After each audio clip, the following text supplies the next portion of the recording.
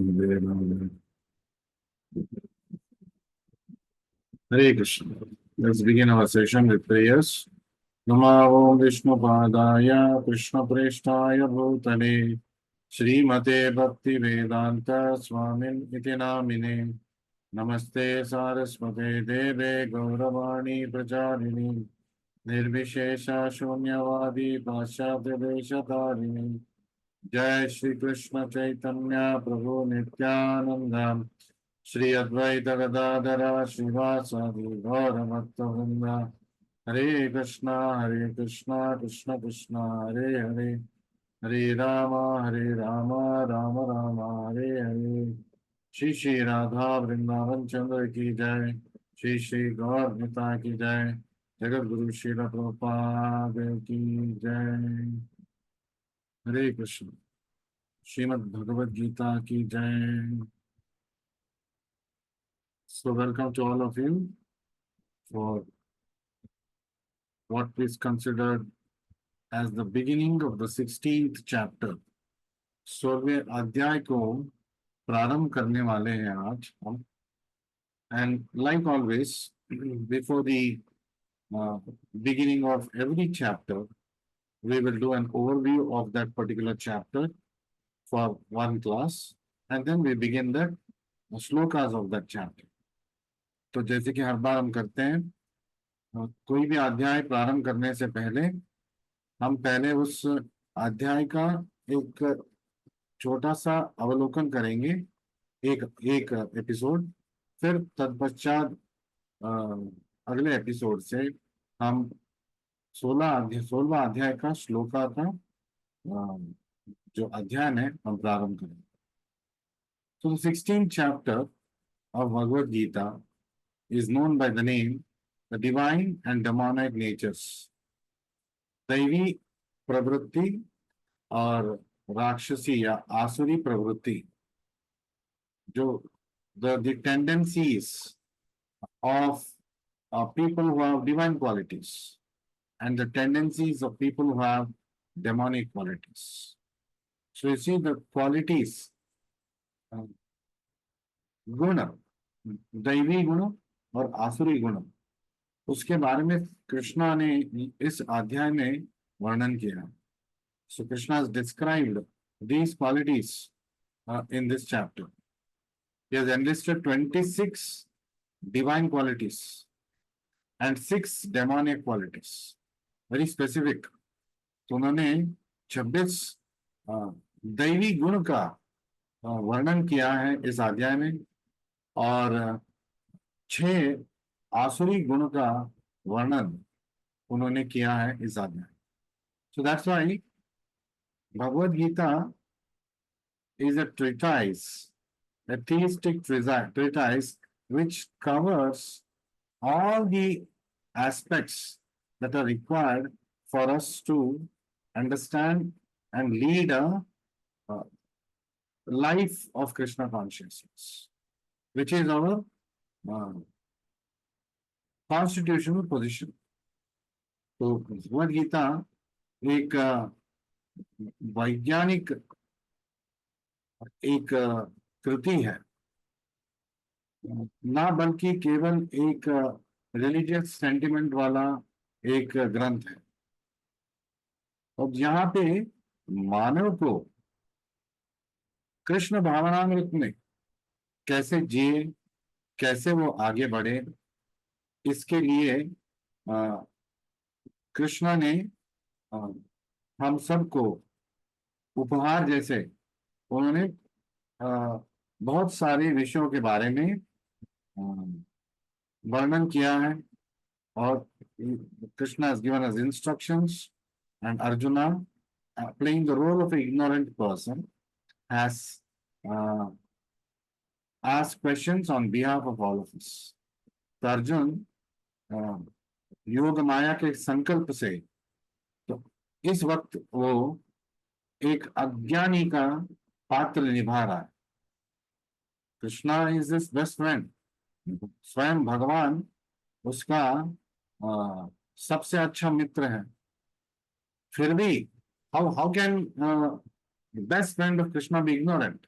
That is not possible. तो कृष्णा का जो आप्त मित्र है वो अज्ञानी कैसे हो सकता है? इस वक्त एक नाटक रचाया जा रहा है, not that Arjun is faking it, Arjun is really undergoing bewilderment. तो इस वक्त अर्जुना सच में मोह माया के शिकार हो चुके हैं, लेकिन ये एक नाटक का सूत्रधार योग माया देवी है। तो Yoga Maya and Krishna have utilized this situation, the setting of a scene of battlefield, एक रणभूमि के जो क्या बोलते हैं क्लासरूम है, तो the battlefield has been turned into a classroom। तो रणभूमि को एक पाठशाला की एक कक्षा बना के अर्जुन को एक अज्ञानी विद्यार्थी के रूप में प्रस्तुत करके अब वो पहले अज्ञान में, मोह में, माया के जाल में जो व्यक्ति फंसता है, उस बात ही वो अभी पहले अध्याय में हमने देखा, how he started behaving like a very common man, a very materialistic person with materialistic qualification, although he is not. So the scene has been set by Yogamaya and Krishna, and we have come and finished up to 15th chapter. The Krishna in the previous chapter, 15th chapter, has talked about his Aishwarya. He's talked about his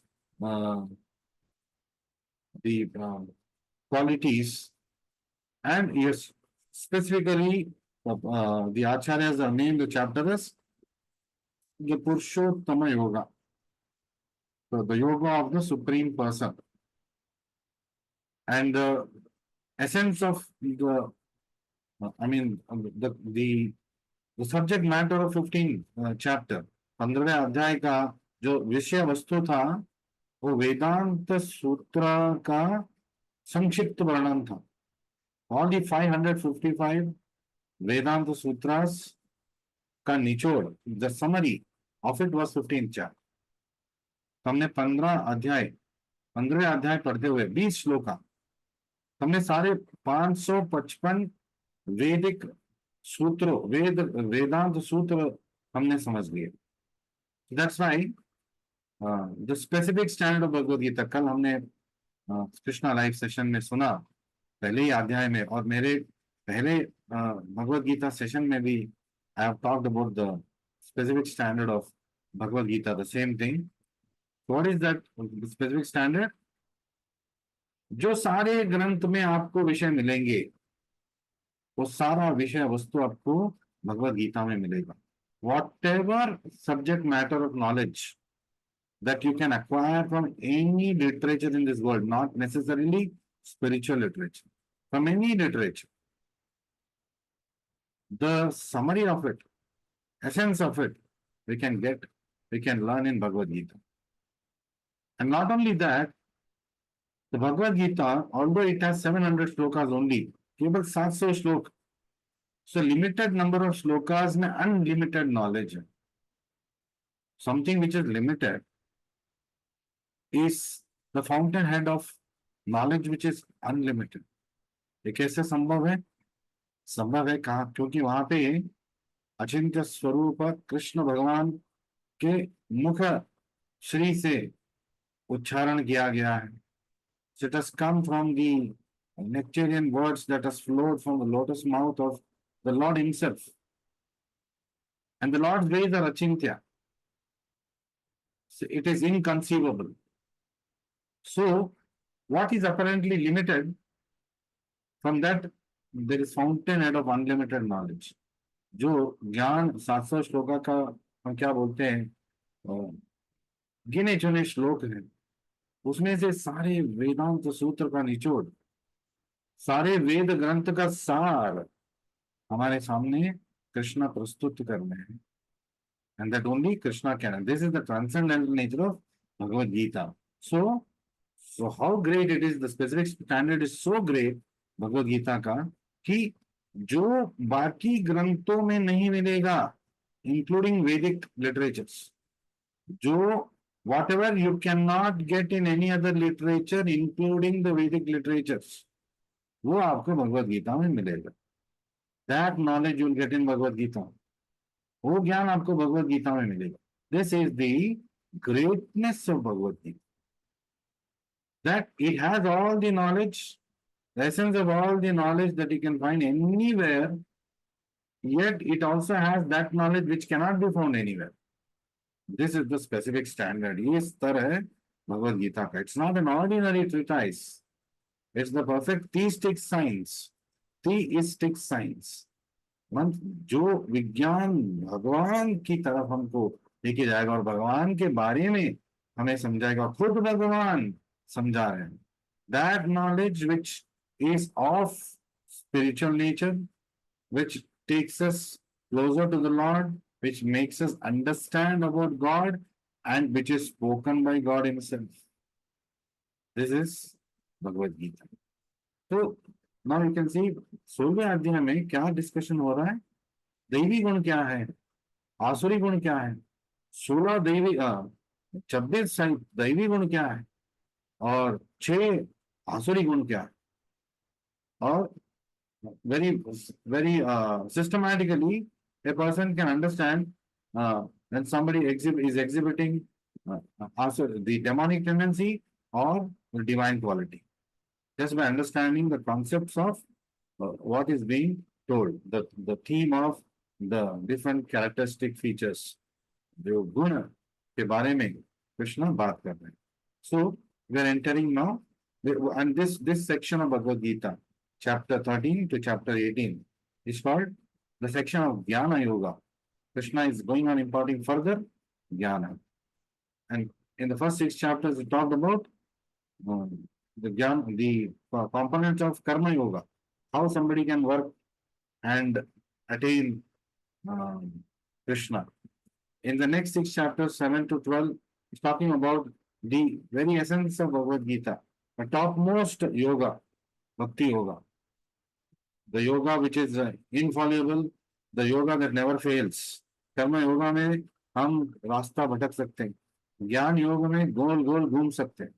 Then karma yoga we may lose our way, and jnana yoga we may get stuck in the own conundrum that we have created. वो उसी ज्ञान के चक्रव्यूह में हम फंस सकते हैं.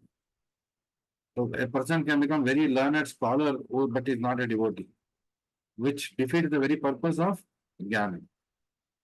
So bhakti yoga is like the 100% guaranteed method of achieving Krishna, and achieving Krishna quickly, achieving Krishna surely.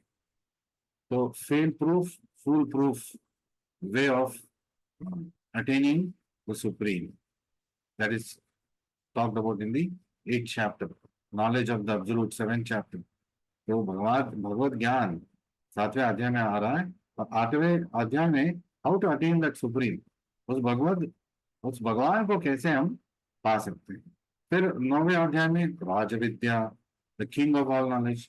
10वें अध्याय में the opulence of Krishna, opulence of the absolute, Krishna के ऐश्वर्यों के बारे में. 11वें अध्याय में यूनिवर्सल फॉर्म, विश्व रूप का दर्शन. और 12वें अध्याय में भक्ति योगा के बारे में बहुत ही गहरी ज्ञान हमको मिलता है, with Krishna giving many options of how to attain him. So the connection between the 15th and the 16th chapter, तो 15वें अध्याय और 16वें अध्याय में क्या connection है. So each chapter is connected with the previous chapter and the next chapter. So there's a nice flow in the teachings of Bhagavad Gita. तो भगवद गीता का ज्ञान जब हम प्राप्त कर रहे हैं तो हम महसूस कर सकते हैं एक अच्छा सा एक लहर, ज्ञान का लहर के पे तैर के हम जा रहे हैं. तो chapter 15 describe the banyan tree, अश्वत्थम प्राहुर अव्ययम. तो पहले अध्याय 15वें अध्याय के पहले श्लोक में Krishna, first section, Krishna is talking about a banyan tree, अश्वत्थ वृक्ष. सो वो अश्वत्थ वृक्ष भौतिक जगत का प्रतीक प्रतीक था, it was the representation of material world. And modes of nature nourish both the upper, middle and the lower branches. तो ये क्या, ऊपर जाते हुए शाखा जो उसी स्तर पे शाखा था, और कुछ शाखा नीचे की तरफ जा रहे हैं, कुछ some roots are going upwards, some roots and branches are on the same level, some roots and branches are going downwards. So ऊर्ध्वं गच्छन्ति सत्वस्था, सत्वगुण वाले, डिवाइन क्वालिटीज वाले ऊपर की तरफ, ऊपर की लोक की तरफ जाएंगे, और मध्य तिष्ठन्ति राजसा, रजोगुण वाले इस धरा लोक में ही रहेंगे, और जगन्य गुण वृत्तस्था जो आसुरी स्वभाव के होते हैं, अधो गच्छन्ति तामस, वो तमोगुण में रहते हैं, और वो नीचे और नीचे और नीचे जीवन के चक्र में चले जाएंगे। तो बदतर से बदतर योनि प्राप्त होता जाएगा। So more and more, the more sinful life they lead, the worser kind of life they will start getting. So the extra roots of the banyan tree were also compared to the activities of living entities. तो जो शाखा और जो बेर है, the stem and the branches and the roots, तो मानव समाज का जो कर्मकांडीय कार्य है उसके बारे में वर्णन हुआ था। कुछ अच्छे कार्य और कुछ बुरे कार्य, पायस एक्टिविटीज, ऑस्पिशियस एक्टिविटीज, शुभ कार्य अशुभ कार्य, इसके बारे में वर्णन किया था भगवान ने। तो वहां से 16वें अध्याय में divine qualities that elevate one on that tree, तो कैसे, पहले तो ज्ञान दे दिया, ऊर्ध्वम गच्छन्ति सत्वस्थ, सत्व गुण वाले ऊपर की तरफ जाएंगे, they'll achieve heavenly planets, better planets. How to get that? What are the qualities of people when they possess that they will achieve it? कैसा ऐसा कौन सा गुण है जिसके रहते हुए सत्व गुण किसी में रहता है, और सत्व गुण के माध्यम से कैसे वो आध्यात्मिक प्रगति कर सकता है, और भौतिक जगत में भी he can enter the better planets, the heavenly planets. So this was talked about in the 15th chapter, and here Krishna gives the overview of, in this chapter, the divine qualities that can take one upwards materially and also spiritually. And in the and he also talks about demonic qualities. तो आसुरी प्रवृत्तियों के बारे में भी वो बात करते हैं, जिसके रहते हुए रजोगुण और तमोगुण का शिकार व्यक्ति हो सकता है, और वो इस संस्कृति में बहुत ही निचला योनियों में चला जाएगा। Drives one to the lower branches और roots of the tree, that means वो नरक की ओर जाने वाला कार्य करेगा। तो स्वर्ग की द्वार खुलेगा, ऊर्ध्वं गच्छन्ति सत्वस्थ, सत्व गुण वालों को स्वर्ग के द्वार खुलेगा, up to Brahmaloka the gates are open, and depending on his tendencies, he can step into Pitraloka, he can step into Swargaloka, he can step into the further higher planets. Om Bhur Bhuva Swaha, Bhuloka, Bhuvaloka, Swarloka, Swargaloka. फिर there are 4 more higher planets, Maha, Jana, Tapa, Satya. So the lokas called Maharloka, Janaloka, Tapaloka, and Satyaloka. Satyaloka is the place where Brahma stays along with all the other exalted personalities. So up to Brahmaloka, by divine activities,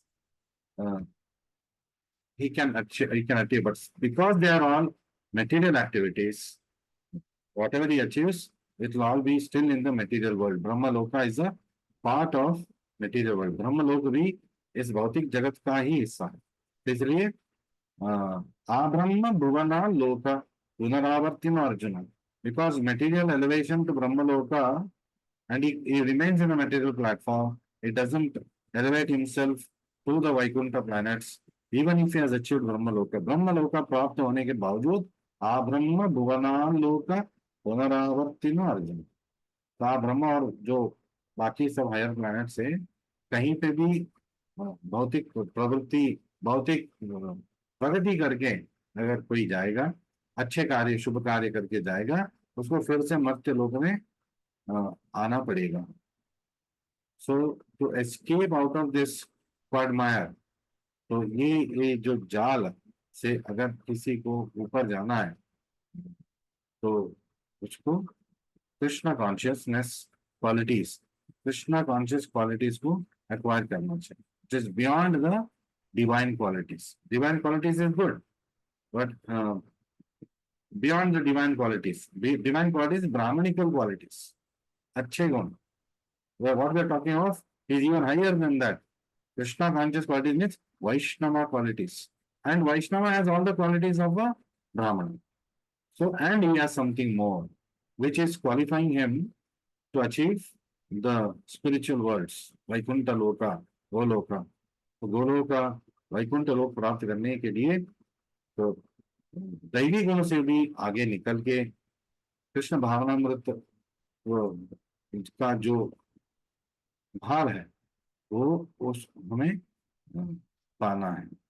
so particular chapter Krishna explains about how to elevate oneself to these qualities and what are the consequences of these qualities.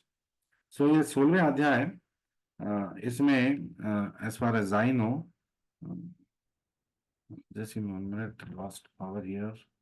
Hare Krishna, Krishna Krishna, Hare Hare, Hare Ram, Ram Ram, Hare Krishna, Krishna Krishna, Hare Ram, Hare Ram, Hare Krishna, Krishna Krishna, Hare Ram, Ram Ram. I'm just making sure that I log on to my mobile net so that I don't lose internet. Okay. So this 16th chapter, yes, 16वें अध्याय 24 श्लोक का, इसमें there are 24 verses and it is divided into 3 parts. तो इस 16वें अध्याय को we can divide it into, इसको हम 3 भाग में अध्ययन कर सकते हैं। पहला भाग सेक्शन 1 16.1 to 16.6, पहले 6 श्लोक, तो 16.1 से 16.6 तक it talks about transcendental and demonic qualities. So the theme of the chapter, the divine and the demonic natures, an overview is given. He describes, he enumerates, enlists. तो इन गुणों के बारे में वो हमें इंट्रोड्यूस करते हैं। So Krishna first describes 26 divine qualities.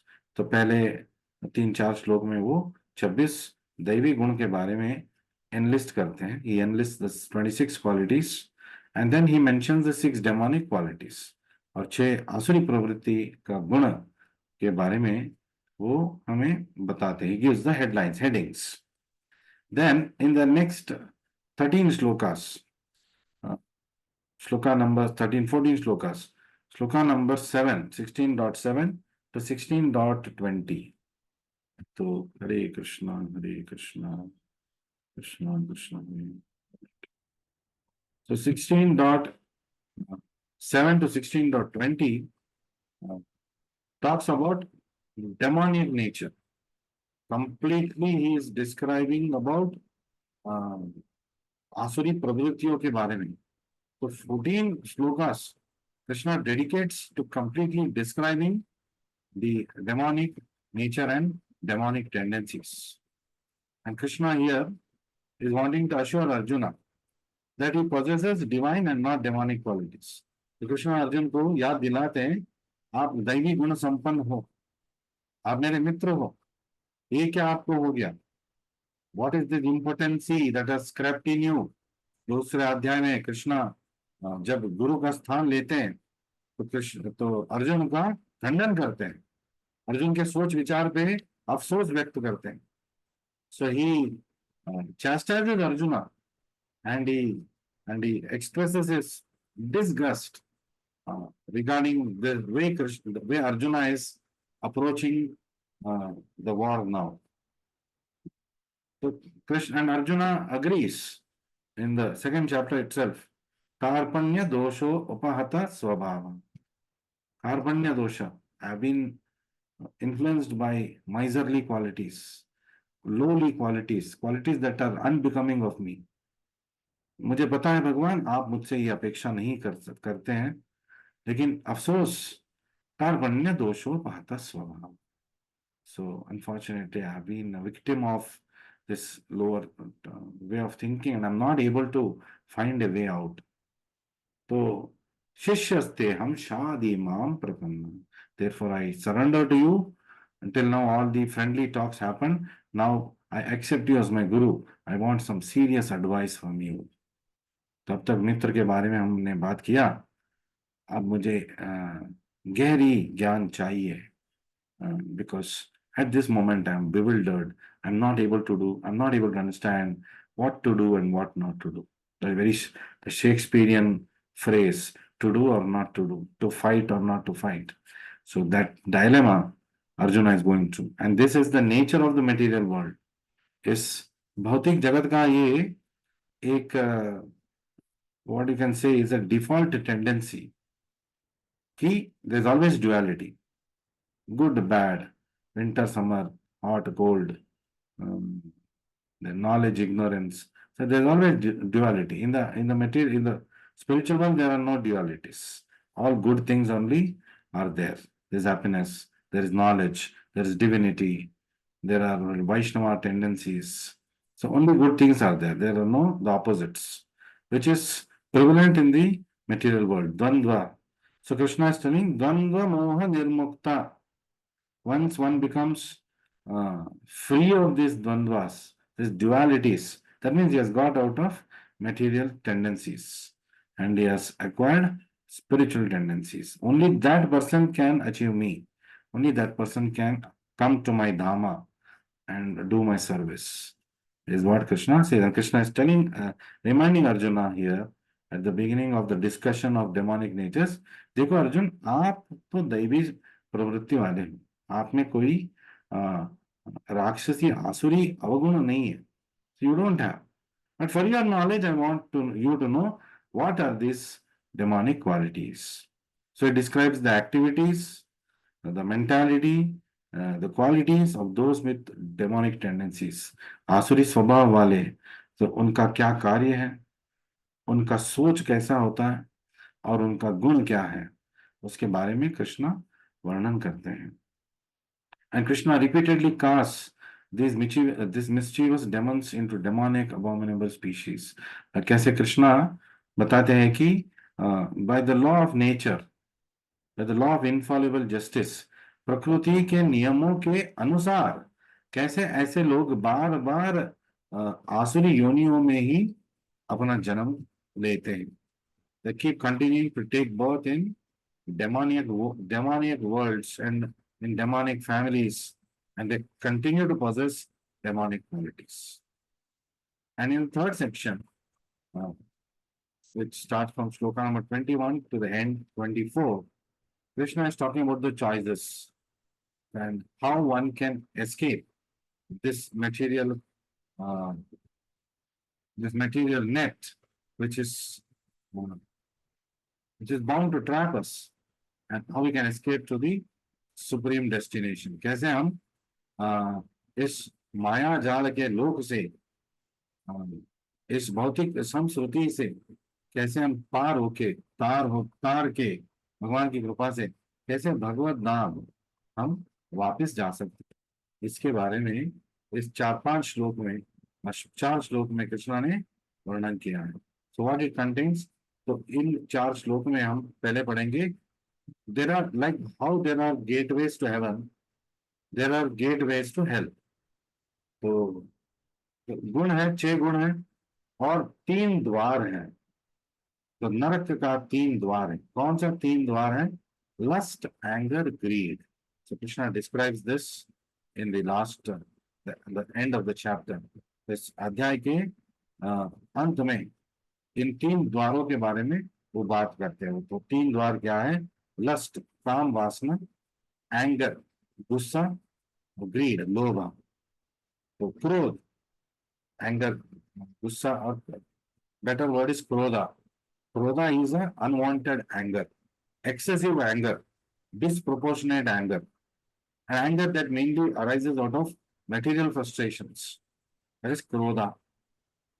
And Krishna has already talked about how the person gets trapped into it, how it is a quicksand, how कैसे वो उस चक्र में फंस जाता है, पानी के जो चक्र है उसमें फंस जाता है, और पानी उसको, जैसे जो व्यक्ति फंस जाता है उसको नीचे की ओर ले जाके डुबा देता है। तो ठीक वैसे ही he talks about how a person starts materialistic thinking, how he gets hooked on to it, how he gets attached to it, and what are the further consequences. So I'll come back to that. So every sane man should give these up. तो भगवान कृष्ण अर्जुन को बता रहे हैं, और अर्जुन के माध्यम से हम सबको बता रहे हैं। तो ये जो 6 गुण है, आसुरी जो गुण है, उससे हमें ऊपर उठना है, हमें उससे आगे बढ़ना है, और दैवी गुण को प्राप्त करने की कोशिश करना है, और उससे आगे बढ़ के हम वैष्णव क्वालिटीज को अपनाना है। सो he must give, he must give, the human being should give up this demonic qualities. He must then act for purification, and he must then try to attain the supreme destination. So Krishna is talking about Hare Krishna. How एक आदमी को, एक आध्यात्मिक प्रगति करने के लिए इच्छुक व्यक्ति को कैसे ही आसुरी स्वभाव से ऊपर उठना है, कैसे वो शुद्ध होने का प्रयास करना चाहिए अंतरंग से और बहिरंग से, और कैसे वो पवित्र भगवत धाम को पाने की चेष्टा करना चाहिए। And instead of acting under the control of these, one should act according to शास्त्र। तो आसुरी गुणों के बंधन में, या प्रकृति भौतिक प्रकृति के मतलब कारागृह में रह के हमें कार्य कैसे नहीं करना चाहिए, कैसे हमें उससे ऊपर उठना चाहिए। How we must try to escape this jail called material world, and the escape must be again prescribed way. That's why it says should act according to shastra. तो ये भौतिक प्रवृत्तियों से भी बाहर आने के लिए शास्त्र का हमें सहारा लेना पड़ेगा। शास्त्र, गुरु, साधु और शास्त्र, भगवान का बोधन से हम कैसे ऊपर आ सकते हैं। So this has been described in the 16th chapter, and is the overview of what we are going to learn in the 16th chapter. ये अवलोकन है 16वें अध्याय का, और क्या हम उसमें सीखने वाले हैं। So coming back to how every sane man should give up and act for purification, and how he is caught into this material, what is called as a roller coaster ride. How it all begins, ध्यायतो विषयान पुंसः। तो कुछ भौतिक वस्तु, that भौतिक, what is materialistic, material thing, anything that takes us away from Krishna is material thing or material thinking. So ध्यायतो विषयान पुंसः, somebody gets attached to materialistic objects, vishayan, that is meant for his sense gratification. ध्यायतो विषयान पुंसः। तो फिर क्या होगा? See how in a sequence Krishna gives. तो उससे क्या होगा? somebody keeps thinking of some vishaya or object of self gratification for self what is that, what is called as sense gratification। अपने वासनाओं कैसे फंसता है? पहले उसके बारे में सोचता है, संगस तेषु उपजायते, सोचते सोचते ऐसे ही संग उसको मिलेगा. He attracts. The secret is we attract many things in our life. It all begins with thinking. Thoughts becomes words, words becomes actions, actions becomes habits, habits becomes character, and character determines our destiny. Simple. क्या हम सोचते हैं उसके बारे में बोलना प्रारंभ करेंगे. Thoughts becomes words. क्या हम बोलते रहते हैं कॉन्स्टेंटली, वैसे हम कार्य करना स्टार्ट करेंगे. तो वर्ड्स बिकम्स एक्शंस. जिस तरह का हम एक्शंस करेंगे, if I have a certain type of actions repeatedly done, repeated actions are called habits. So habits are formed. अच्छे गुण, अच्छे प्रवृत्ति, बुरे गुण, बुरे प्रवृत्ति, बुरे हैबिट्स, अच्छे हैबिट्स. Habits determine character. अच्छे जो हैबिट्स जो रखता है उसको हम बोलते हैं अच्छा आदमी. बुरे हैबिट्स जो रखता है उसको बोलते हैं बुरा आदमी. So it determines the character. What I do repeatedly is my character. मेरा गुण क्या है? मेरा गुण वो है जो मैं कार्य रूप में बार बार जो करता हूं, वही मेरा गुण है. अच्छा गुण, बुरा गुण कैसे बोलेंगे? उनके कार्य से. And character determines destiny. अच्छे गुण वाले ऊर्ध्वं सच्चस्ति गच्छन्ति सत्वस्ता. तो रजोगुण वाले मध्ये तिष्ठन्ति राजसा, और तमोगुण वाले जघन्य गुणवत्तस्ता अधो अधो गच्छन्ति तामसा. So his actions are determining where he's going to go. So his actions are his character. His character determines where he goes. So we talk in the material world mainly of personality. What is the difference between personality and character? Personality is a show. What he portrays, that is personality. And character is what he is. जो वो अंदर से है, वो character. So it is not personality. With good personality, we can win over some materialistic people, and you can have a good fan following to a certain extent. But if you want to do and get into the right things, then your character, the foundation should be right. And the strong foundation is a Krishna conscious foundation. So we will learn more about this in the 16th chapter. So Sangat Sanjayate Kamaha. So by constantly keeping an association of certain kind of things, he will develop love, lust towards it, excessive attraction for sense gratification of that particular object. उस विषय वस्तु में वो फंस जाता. संगस्तेषु उपजायते, संगात् संजायते कामः. It leads to काम वासना. कामात् क्रोधो विजायते. क्रोध जब आएगा, unfulfilled desires, जो हमारे जो इच्छा है, जब उसका पूर्ति नहीं होता है तो क्रोध आता है. क्रोधात् भवति सम्मोहः. तो क्रोध अगर अगर ज्यादा बढ़ जाता है तो सम्मोह, मतलब वो भूल जाता है उसको क्या करना है, क्या नहीं करना. सम्मोह स्मृति विभ्रम. It leads to forgetfulness of good things. स्मृति विभ्रमो बुद्धि नाशा. And by forgetting what to do, what not to do, he loses his mind and he loses his intelligence. Then finally what happens? He falls down. So with the loss of intelligence, he will fall down in his life. So he will lose all the good things that he did in his life. So this is the summary of the 16th chapter. Thank you very much for joining me today. We will all meet again tomorrow and begin with the discussion of the 16th chapter stepwise.